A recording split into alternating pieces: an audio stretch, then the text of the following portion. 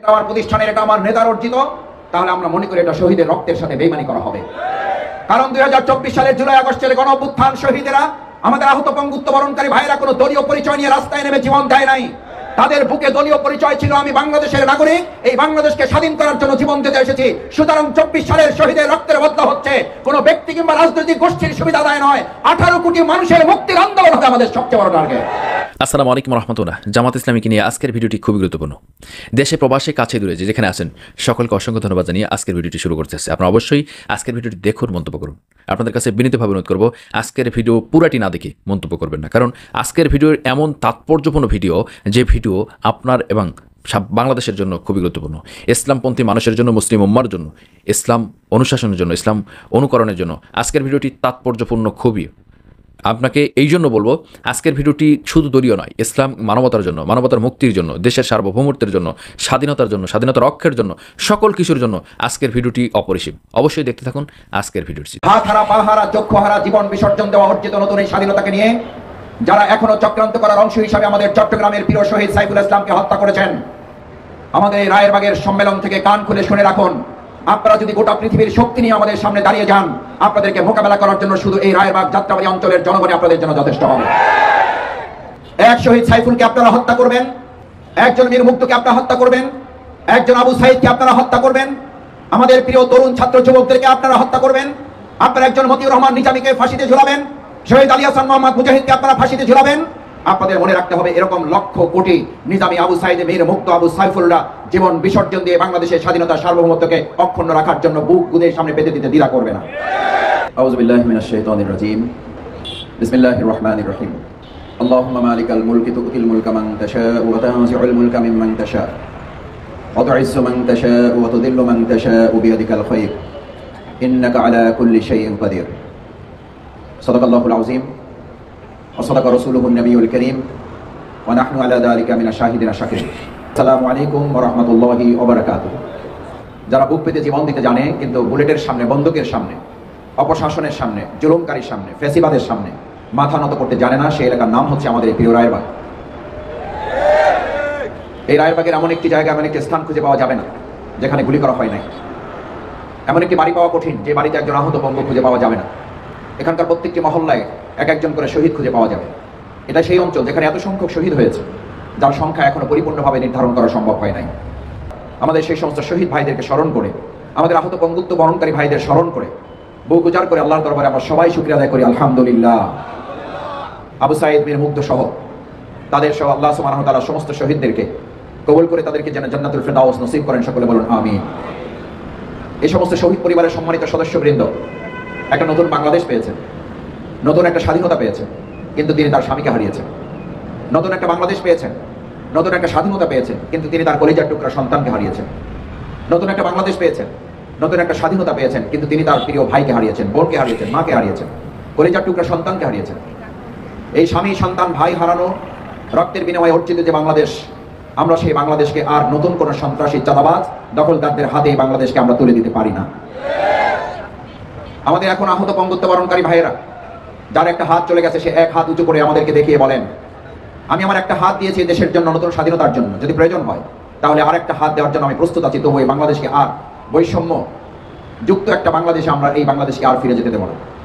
যে এক পা হারিয়েছে সে আর এক পা সামনে রেখে বলছে, আমি এক পা দিয়ে প্রয়োজন আবার যুদ্ধে যাব, কিন্তু আর কোনো ব্যবসায়ীদেরকে, চাঁদাবাজদের কাছে আমরা মুক্ত করে আমাদের তাদের কাছে আমরা জিম্মি করতে আর এই বাংলাদেশকে দেব না। যে দু পা হারিয়েছে সে বঙ্গুত্ব বরণ করে এসকেসির উপরে ভর দিয়ে সে বলে, বাংলাদেশকে আর কোনো বন্দুকের নলের সামনে বাংলাদেশকে আমরা মাথা নত করতে দেব না। হাত হারা, পা হারা, চক্ষু হারা, জীবন বিসর্জন দেওয়া অর্জিত নতুন এই স্বাধীনতাকে নিয়ে যারা এখনো চক্রান্ত করার অংশ হিসাবে আমাদের চট্টগ্রামের প্রিয় শহীদ সাইফুল ইসলামকে হত্যা করেছেন, আমাদের এই রায়েরবাগের সম্মেলন থেকে কান খুলে শুনে রাখুন, আপনারা যদি গোটা পৃথিবীর শক্তি নিয়ে আমাদের সামনে দাঁড়িয়ে যান, আপনাদেরকে মোকাবেলা করার জন্য শুধু এই রায়েরবাগ যাত্রাবাড়ী অঞ্চলের জনগণই আপনাদের জন্য যথেষ্ট হবে।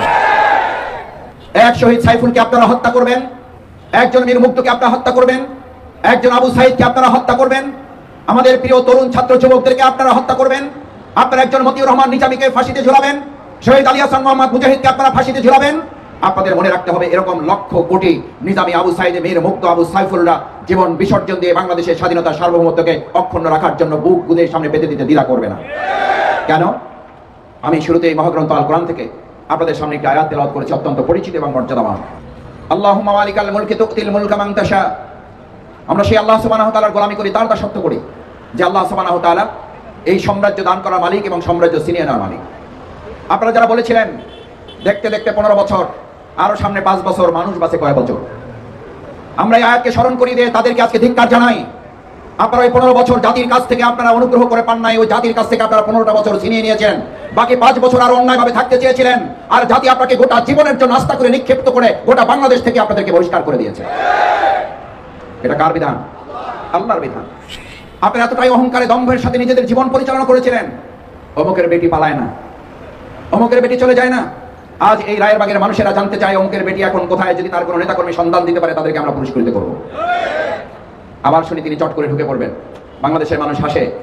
আমরা আজকে এখান থেকে দোয়া করি আল্লাহ ওনাকে চট করে ঢুকে যাওয়ার তৌফিক দান করেন, যাতে ওনাকে ফাঁসির কাস্টে ঝুলানো যায়। ওনাকে চট করে ঢুকে যাওয়ার তৌফিক দান করুন, যাতে আমাদের সেনাবাহিনীর হত্যার বিচার করা যায়। ওনাকে চট করে ঢুকে যাওয়ার তৌফিক দান করুন, যাতে শাপলা চত্বরের লক্ষ শহীদদের রক্তের বদলা গ্রহণ করা যায়। ওনাকে চট করে ঢুকে যাওয়ার তৌফিক দান করুন, বিচারিক হত্যাকাণ্ডের মাধ্যমে জামাত নেতাকে ফাঁসির মঞ্চে ঝোলানোর জন্য ওরা প্রতিশোধ গ্রহণ এই দেশে মানুষ করতে পারে। সম্মানিত ভাই এবং বন্ধুগণ, আল্লাহ সুবহানাহু ওয়া তাআলা বলেন, আতুইজ্জু মান তাশাউ ওয়া তুযিল্লু মান তাশাউ বিয়াদিকাল খায়র। ওনারা আমাদের বললেন সমস্ত কল্যাণ ওনাদের হাতে নিহিত। ওনারা হাইওয়ে এক্সপ্রেস করে দিলেন, ওনারা আমাদের সামনে এলিভেটেড এক্সপ্রেস করে দিলেন, ওনারা আমাদের পদ্মা সেতু করে বাংলাদেশকে গোটা পৃথিবীর মানচিত্রে দুর্নীতির 1 নম্বরে স্থান করে দিলেন। আমরা বলেছিলাম আমাদের পদ্মা সেতু যত প্রয়োজন, তার চেয়ে দুর্নীতি মুক্ত বাংলাদেশ আরো বেশি অনেক প্রয়োজন। আমাদেরকে তারা যত বেশি উন্নয়নের ডামাডোলে আমাদেরকে ভাসিয়েছে, তার চেয়ে গোটা বাংলাদেশকে দুর্নীতির মডেলে গোটা পৃথিবীর মানচিত্রে তারা পরিচিত করে দিয়েছে। সম্মানিত এলাকাবাসী ভাই এবং বন্ধুগণ, আজকের এই ইনকিলাব সাংস্কৃতিক সংসদের আয়োজনের মূল লক্ষ্য কি? আমাদের মূল লক্ষ্য 3টি। নাম্বার 1, আমাদের এই প্রিয় মাতৃভূমি বাংলাদেশ, যে বাংলাদেশটি বিগত 15 বছর এখানকার এমন তরুণ যুবক আছে যারা জীবনে একবার তার ভোট প্রয়োগ করার সুযোগ গ্রহণ করতে পারে নাই। এই তরুণেরা বিগত 15 বছরের ভোটের প্রতিশোধ নেওয়ার জন্য তারা ইনসাফের ভিত্তিতে উই ওয়ান্ট জাস্টিস, বৈষম্য মুক্ত একটা পরিবেশে বাংলাদেশে এমন রাষ্ট্র তারা দেখতে চায়, এমন রাষ্ট্র তারা কায়েম করতে চায়, যে রাষ্ট্রে আর ছাত্র এবং শিক্ষকদের মধ্যে কোনো ঝগড়াঝাটি তো দূরের কথা, যেখানে একজন ছাত্র শিক্ষককে হত্যা করত, যেখানে পুলিশ কথায় কথায় একজনকে বাড়ি থেকে ধরে নিয়ে যেত, যেখানে ব্যবসায়ীদেরকে চাঁদা তুলে আদায় করে তাদের কাছে পৌঁছে দিয়ে আসতে হতো। এরকম বৈষম্যহীন একটা রাষ্ট্র প্রতিষ্ঠা করার জন্য আগামী দিনে তরুণ যুবকেরা ন্যায়ের পক্ষে ভোট দেওয়ার জন্য প্রস্তুতি গ্রহণ করছে। কেন? তারা জানে 2024 সালের জুলাই এবং আগস্টে যে সুন্দর বাংলাদেশ বিনির্মাণের স্বপ্ন নিয়ে আমরা ঐক্যবদ্ধভাবে ভূমিকা পালন করেছি। আমি আপনাদের কাছে জানতে চাই ভাইয়েরা, কেউ যদি এখন এটা মনে করে যে আমরা এই স্বাধীনতা অর্জন করেছি, এটা আমার ব্যক্তির, এটা আমার দলের, এটা আমার প্রতিষ্ঠানের, এটা আমার নেতার অর্জিত, তাহলে আমরা মনে করি এটা শহীদের রক্তের সাথে বেইমানি করা হবে। কারণ 2024 সালের জুলাই আগস্টের গণ অভ্যুত্থান শহীদেরা, আমাদের আহত পঙ্গুত্ব বরণকারী ভাইরা কোনো দলীয় পরিচয় নিয়ে রাস্তায় নেমে জীবন দেয় নাই। তাদের বুকে দলীয় পরিচয় ছিল, আমি বাংলাদেশের নাগরিক, এই বাংলাদেশকে স্বাধীন করার জন্য জীবন দিতে এসেছি। সুতরাং 24 সালের শহীদের রক্তের বদলা হচ্ছে কোনো ব্যক্তি কিংবা রাজনৈতিক গোষ্ঠীর সুবিধা আদায় নয়, 18 কোটি মানুষের মুক্তির আন্দোলন হবে আমাদের সবচেয়ে বড় টার্গেট। আমরা 2024 সালের জুলাই আগস্টের গণ অভ্যুত্থানে শহীদ এবং আহত পঙ্গুত্ব বরণকারী ভাইদের অর্জিত এই স্বাধীনতার জন্য যদি আবার একটা মুক্ত বাংলাদেশ, যদি আবার মুক্ত অর্থনীতি, যদি আবার আমাদের সুন্দর সংস্কৃতি, যদি আবার আমাদের সুন্দর পররাষ্ট্রনীতি, যদি আবার আমাদের সুন্দর ধর্মনীতি আমাদের জীবনে পালন করতে হয়, সেটার জন্য যদি আবার আমাদের প্রত্যেককে এক একজনকে নির্মুক্ত আবু সাঈদ হতে হয়, তাহলে আবার জীবন বাজি রাখার জন্য আমরা প্রস্তুতি নিয়ে থাকবো। সম্মানিত ভাই এবং বন্ধুগণ, মহান আল্লাহ সুবহানাহু ওয়া তাআলা আমাদেরকে পৃথিবীতে তো প্রেরণই করেছেন দুটো গুরুত্বপূর্ণ দায়িত্ব পালন করার জন্য। আনি আবুদুল্লাহ ওয়াজিবানিবুত তাগুত। আমাদের শুধু সালাতুল মাগরিব আদায় করার দায়িত্ব দেওয়া হয় নাই, এটা দাসত্ব, আল্লাহর গোলামি করা। আনি আবুদুল্লাহ, আমরা আল্লাহর গোলামি করব, গোটা বাংলাদেশের জনগণকে এক আল্লাহর গোলামি করার জন্য অন্য সমস্ত গোলামি থেকে তাদেরকে মুক্ত করে ছাড়ব। আমাদের এই দেশের মানুষ আগামী দিনে আর কোনো পুলিশের বন্দুকের নলের গোলামি করবে না, আর কোনো রক্তচক্ষুর গোলামি করবে না, আর কোনো আধিপত্যবাদী রাষ্ট্রের গোলামি করবে না বাংলাদেশ। আমাদের শহীদের, আমাদের আহত পঙ্গুত্ব বরণকারী সৈনিকেরা, নতুন স্বাধীনতা যোদ্ধারা শুধুমাত্র একটা সরকারের পতন ঘটায় নাই, গোটা বাংলাদেশের উপরে চেপে বসা আধিপত্যবাদের দোষকদের উচিত শিক্ষা দিয়ে দেশ ছাড়া করে তাদেরকেও শিক্ষা দিয়েছে বাংলাদেশের আর 1 ইঞ্চি মাটি থেকে আধিপত্য বিস্তার করতে দেওয়া হয় না। আমরা একটা কথা পরিষ্কার বলতে চাই, আতুইজ্জু মান তাশা ওয়া তুযিল্লু মান তাশা। আপনি আল্লাহ তাআলার সম্মান এবং লানত দেখেছেন, সেই আল্লাহ সুবহানাহু ওয়া তাআলা আমাদের উপর অর্পিত দায়িত্বের নামই হচ্ছে, আমাদের উপর অর্পিত সেই দায়িত্বের অবমানিত হচ্ছে, যেখানে আল্লাহ তাআলা আমাদেরকে ঘোষণা করেছেন আনি আবুদুল্লাহ, আমরা আল্লাহর গোলামি করব, ওয়াজিতানিবুত তাগুত। এবং আল্লাহ দ্রোহী যত গোষ্ঠী আছে, আল্লাহ দ্রোহী যত শাসক আছে, আল্লাহ দ্রোহী যত দল আছে, আল্লাহ দ্রোহী যত জাতিগোষ্ঠী আছে, সেই জাতিগোষ্ঠী যদি আমাদের সাইফুলকে জবাই করে হত্যা করে, তাদের বিরুদ্ধে জীবন বাজি রেখে প্রতিরোধ করে তোলা হবে। সেই সকল পুরনো সন্ত্রাসীরা আমাদের এই বাংলাদেশে এখন কখনো কখনো এক এক নতুন নামে আসে। আমাদের শ্রমিক ভাইদেরকে রাস্তা নামিয়ে তারা নাম দেয় এটা হচ্ছে শ্রমিকদের সংগঠন। আমরা খোঁজ খবর নিয়ে জানতে পারি আসলে এটা শ্রমিক সংগঠন না, এটা হচ্ছে শ্রমিকদের একটা লীগ। আমরা দেখি যে টেম্পোওয়ালা, রিক্সাওয়ালা, আমাদের বিভিন্ন অটো রিক্সাওয়ালাদেরকে রাস্তায় নামিয়ে দেওয়া হচ্ছে। খুঁজে দেখা যায় যে তাদের মধ্যে আসলে প্রকৃত রিক্সাওয়ালা, টেম্পোওয়ালা, প্রকৃত ভ্যানওয়ালা অথবা প্রকৃত অটো রিক্সাওয়ালারা কেউ নেই। ওখানে পলাতক শেখ হাসিনার কিছু বাহিনীর লোকেরা ঢুকে বাংলাদেশের পরিবেশকে নষ্ট করতে যাচ্ছে।